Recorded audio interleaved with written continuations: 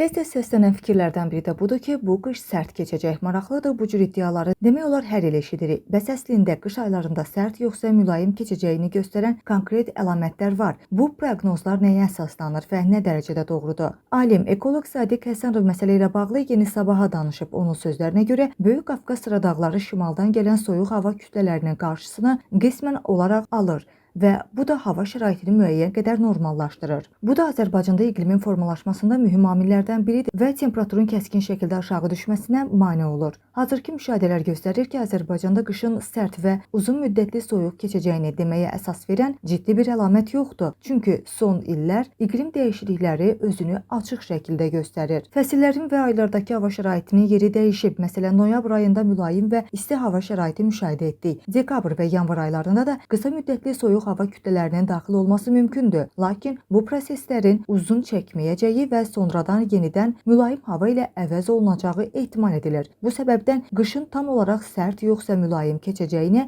əvvəldən dəqiq demək çətindir. Ancaq ümumi ehtimala görə soyuq hava kütlələri uzun müddətli və davamlı olmayacaq. Sadiq Həsənov həmçinin əlavə edib ki, iqlimdə baş verən kəskin dəyişikliklər fonunda tam dəqiq və uzun müddətli proqnoz vermək mümkün deyil. Çünki temperatur artımı davam edir və qlobal istiləşmə prosesi güclənir və bu hal həm Arktika, həm də Antarktika və Cənub qütbü ərazilərində hava mühitində ciddi dəyişikliklərə səbəb olur. Buzlaqların əriməsi, soyuq hava kütlələrinin əvvəlki intensivliyi ilə formalaşmaması müşahidə olunur ki, bu da ümumi hava mühitinin daha mülayim keçməsinə gətirib çıxarır.